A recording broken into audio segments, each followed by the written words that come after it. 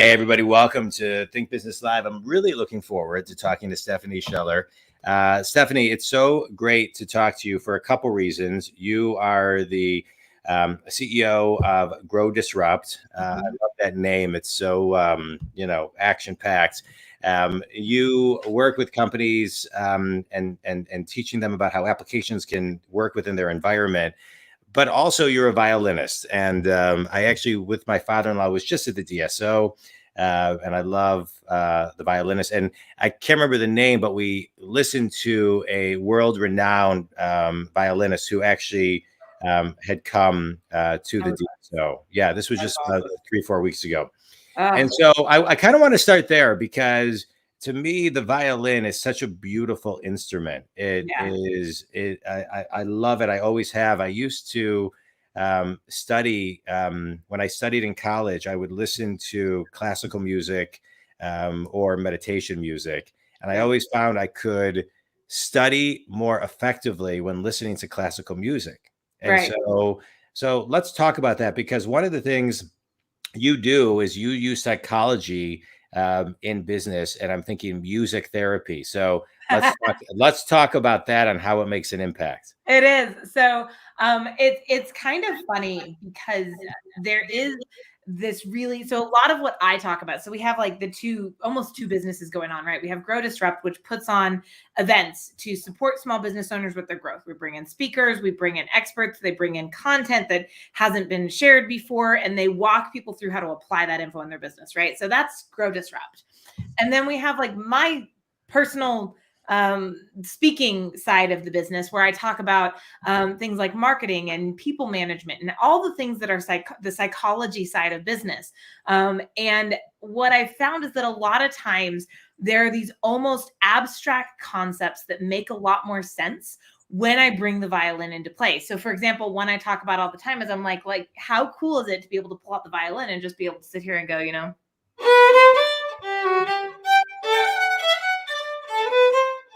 right? It's a blast. But I didn't get to do that until I'd been playing the violin for several years. In fact, when I started playing the violin, it sounded, right? Like, come on, no one gets excited to hear someone play Twinkle on the violin. But here's the thing, and that's even almost a misleading example right there, because when I really started on the violin, it sounded more like cats fighting. And so when you start on something like the violin, we know that to become virtuosic, to reach that level of performance, is a beautiful thing, right? As soon as people see I have the violin, everyone just gets excited. Yeah. What we forget is the amount of work that goes into getting past it and how many hours were spent playing Twinkle, Twinkle, Little Star. Yeah.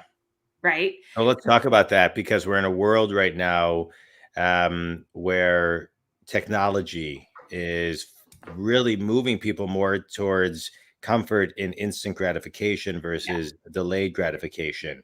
And, and I say technology because everything is at our fingertips today. We don't have to, I use Instacart to go grocery shopping. I use Amazon to buy 98% of my things. I use PayPal to pay for whatever Amazon does it. I mean, it's really easy to want things immediately. I find myself getting irritated when, there's an option on Amazon that I could get something. Yeah, it's like it'll deliver in 2 weeks, and I'm like, well, screw that. Right, 2 weeks. I need it. I need it tomorrow, or by 6 tonight.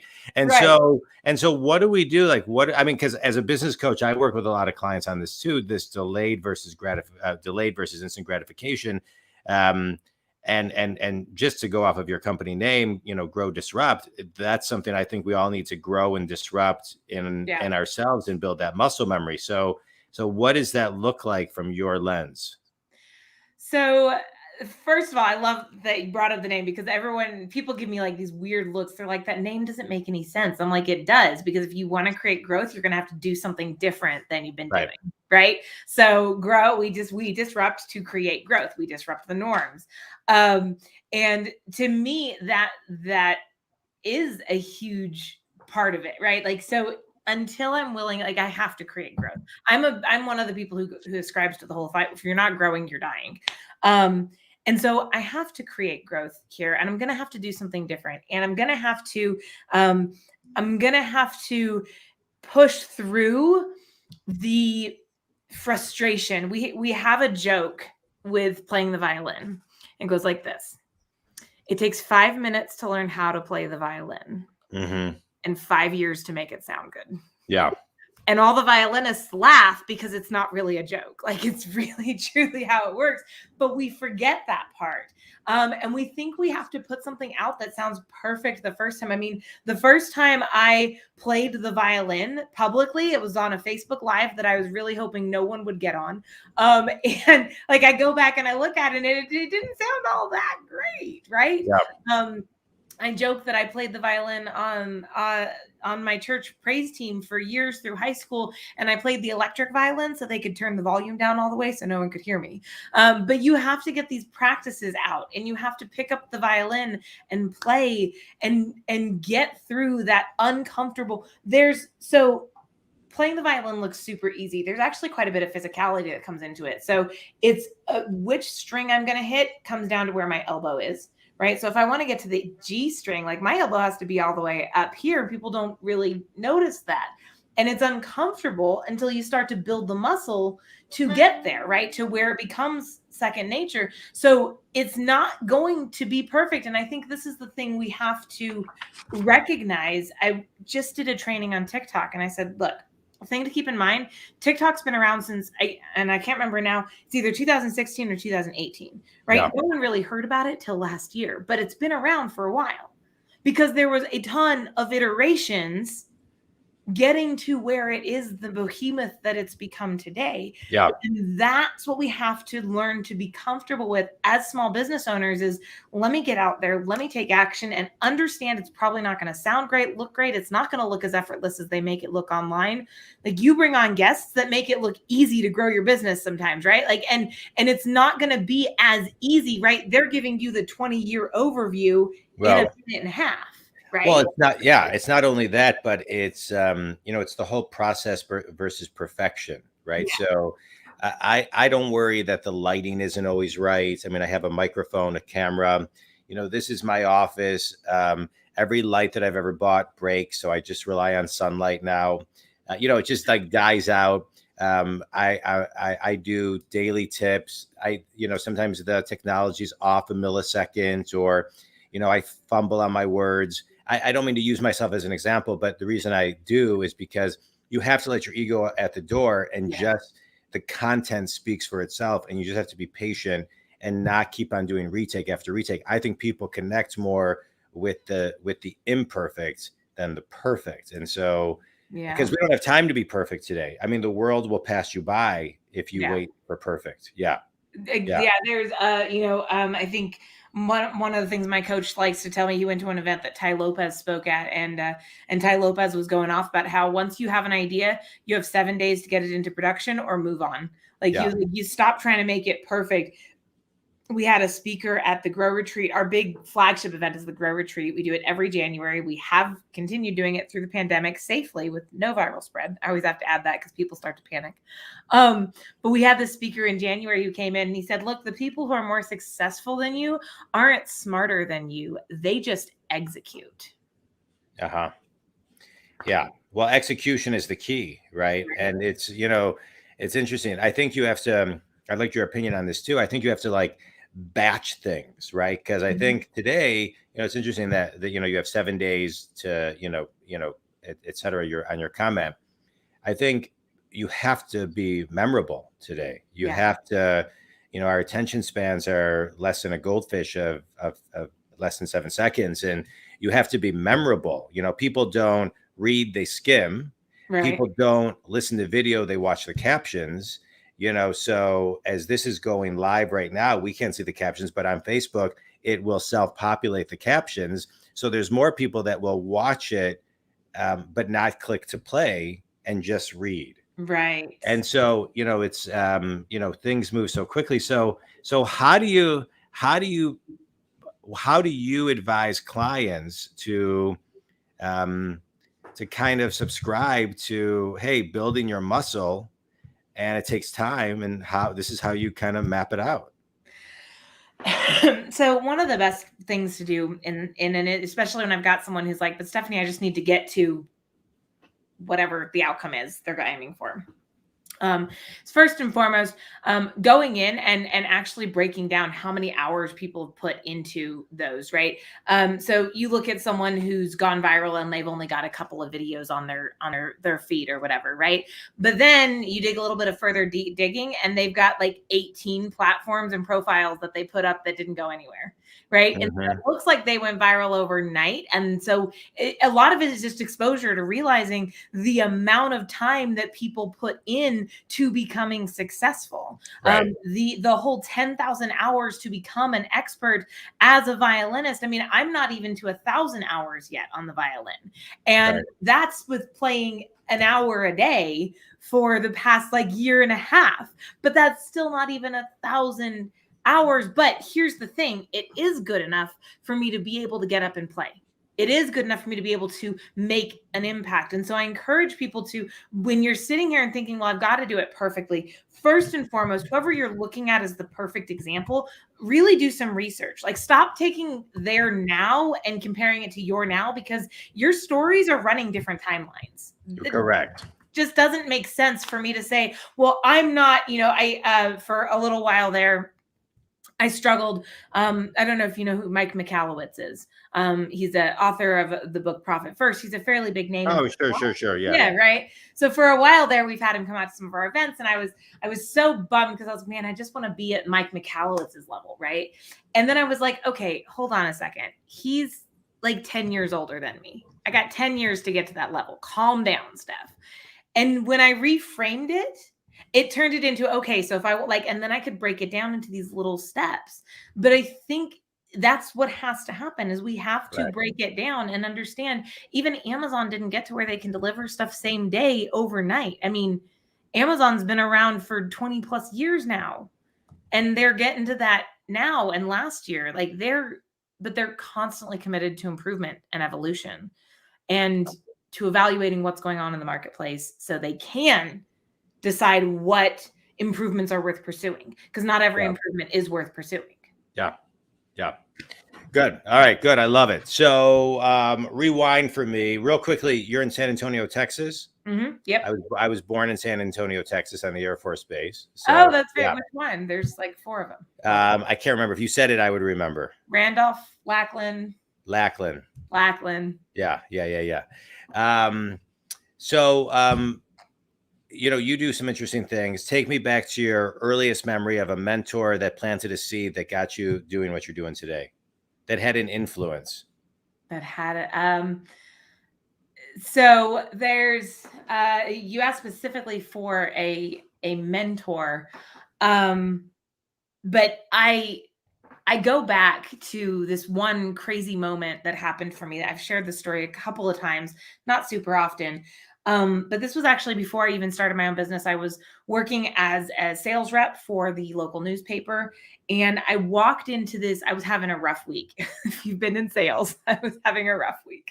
And I walk into this one jewelry store, hoping to like drum up a sale so I can hit quota and not be in trouble. And I walk in, and of course the business owner isn't there. But what was interesting was that I walk in hot. San Antonio, Texas in September, like it was hot. I was sweating. It was not a good day.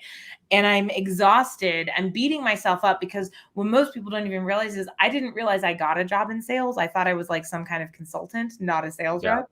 So I'm like beating myself up. I hate the fact that I'm in sales. I hate that I'm bugging people. I am like really hard on myself on this day.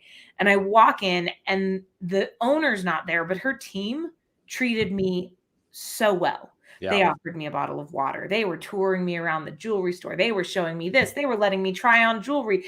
And I just remember walking out thinking, I can do this. I don't have to be an aggressive, pushy, smarmy salesperson. Why don't I just sell like that and have fun and connect with people? And so that moment, right? That moment obviously made a difference for me, my sales career. But what it's also done for me is it has also shifted how I approach being a business owner, because we make an impact that exceeds anything we're ever going to recognize. That business owner and I reconnected over a decade later.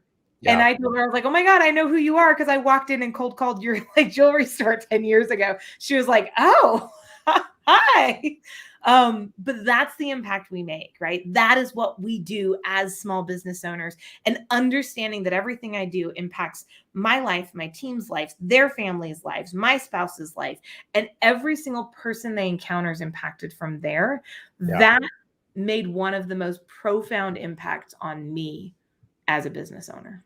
I love it. As a business owner, I love that story. As a business owner, you're a 2020 Woman Business Owner of the Year award recipient. What was your biggest reflection on that? So I think, it's kind of funny. You led there. I don't think you did that on purpose, but when I was the recipient of the 2020 Woman Business Owner of the Year award, I'd been nominated for other awards, the Forbes 30 Under 30 and New York Life Woman of the Year, and a couple of other awards. And that was the first one that I won. And I started to realize, that was when I started to really see and connect the dots of how much of an impact I was making. Because then people were coming up to me and saying, wow, this is really cool. And what are you doing in this arena? And how are you doing this? And one of my was a client at the time who ended up realizing she didn't want to be a business owner. So now she works for me. She was the one who nominated me to win. And because she was the one who nominated me, they did an interview with her, and just watching her like break down in tears, I didn't realize until that moment. Now that was early in 2020, but I didn't really fully grasp how much of an impact I was making at the time. Good. And so that was when I started to think, okay, we need to help small business owners recognize what amazing things they're doing, because they don't even know what they're doing. And that's cool. Yeah, I find that sometimes, and I coach a lot of people in this realm too, you don't know your gift because it's your gift. Yeah. And you don't realize the impact that it makes. Yeah. I love that. 8%, I think, is the number of Fortune 500 CEOs that are women. Talk to my daughter, who's 15, and all the other 15-year-olds, or give or take, who will finish high school, graduate college, and be in a position, hopefully, that is continually evolving as we sit today. So talk to the future business women owners, C-level execs, Fortune CEOs, and how to kind of, evolve, own their, own what they have, and ask for what they want. So here's what I will say to that is that there is no difference between between you and the person sitting in the seat you want to be in. There's a book out there by Sheryl Sandberg, Lean In, and there's this one moment in the book when she tells a story about these ladies. She walked into a conference room, and all of the women were sitting on the edge of the room. All the men were sitting at the table, and she's looking around going, what is going on here, right? She said all of these women were just as successful and at the same level as the men who'd all taken but the women had come in and taken seats in the back. And here's what I have to say is there is no reason you should not sit at the table. Like, step up. A friend of mine once said her dad became super successful in an arena that Hispanic men were not typically successful in. She stepped up behind him, and she said whenever people would ask them, how did you become successful, her dad just told her, no one told me I was Hispanic. And her answer was, no one told me I was a woman. And their point was, like, no one told me I couldn't do it because I was a woman. I just buckled down and did it. And so that's what I have to say is buckle down and do it. Good. Who gives a rat's behind about what anyone has to think? Your opinion is the only one that matters. Can you sleep with yourself? with if you do that or don't do that. Can you sleep with yourself? You're the only person who's going to be part of your life for the entirety of your life. Yeah. Good. Good. I love it. I love it. And I'm sure, and I know you've taken kind of this energy, these ideas, your thoughts into 2 books that you've written, Yeah. right? I think Friend Power, How the Friends You Choose Can Change Your Life, right? Yep. And Getting Past the Gatekeeper, How to Turn Your Greatest Enemy into Your Greatest Ally. Yeah. Just one takeaway, one theme from the books that the reader will walk away with. One theme from the books. Well,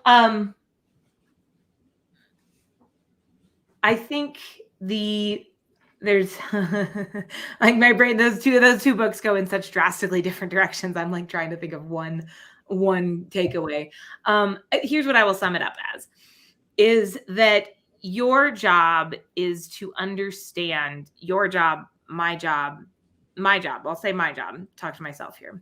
My job is to understand human nature, how humans interact, engage, don't engage, what turns them on, what turns them off, what excites them, and what discourages them. That is my number one job, is to understand human psychology. When I do that, I will recognize how much of an impact the people I keep around me make, right? Friend power. I will realize how to work with people who could come across as enemies, like gatekeepers. If you're in sales, right, that can come across as an enemy. Like the gatekeeper is like the salesman's greatest nemesis. I can understand how to manage and maximize and bring the most out of my team, but also myself. I am not shy to say that I was a terrible boss to myself for years. And I'm still learning how to be a good boss to myself, but I'm getting there slowly, but surely. And when I learned how the human brain works, I learned to bring in music to appeal to and tap into the brain. I learned how to maximize myself and my team, how to attract clients to the business, how to be careful about who I hang out with because they change how I think and how I operate. Everything comes together if you will simply back yourself up and understand human psychology. I love it. I've been studying human psychology since I was 18. So I resonate with everything that you're talking about. I usually end with a speed round, but I'm not going to today because you've answered a lot of the things that I would have asked. So what I would ask is that we end today with maybe a 1-minute piece on the violin, because one of the things I talk about with clients all the time, whether I'm doing a keynote for hundreds of people, a training, a workshop, one-on-one coaching, is the importance of unplugging, silent time, executive time, really just recalibrating your nervous system and clearing your mind. And I think music is a great way to kind of unplug. So maybe we can end with a kind of a small piece on the violin. I would love to. And what I will encourage you, I'll just play the opening 3 pieces to this one.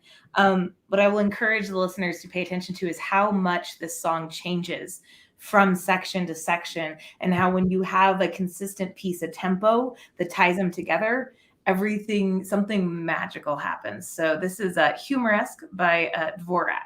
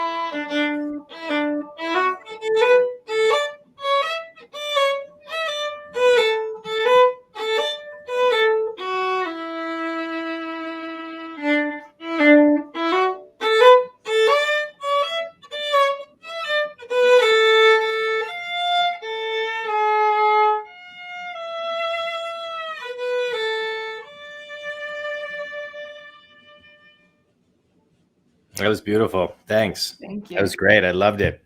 That was great. That was special. You're the first I've done, I think, close to 1,200 interviews. You're the first interview where we've ended on a musical piece. That was great. Yes. Stephanie, tell people how they can connect with you, and then we'll end it there. I'd love to connect. So we have tons of resources at my personal website, which is thestephaniescheller.com, like the one and only, the coolest, the best, the curly hairedest. I don't know. But if you go there, you can find there's several different methods of connection there. You can also find me on social media. My handle pretty much across the board is Success Steph. And yes, that does have 3 S's in a row in the middle. I'm sorry, just count them out. It will be easy enough. And you can also find me on our company website, growdisrupt.com. You can see some of the events we're doing, how we tie sexology into all of those, and even our upcoming event this coming January. I love it. Perfect. I love it. Thank you so much. This was great. I enjoyed our talk. I appreciate your time. Think community. If Stephanie can help you, please reach out. Stephanie, that was great. That was special. And I appreciate your insight, and I appreciate always the music. Thanks so much. Thanks, everybody.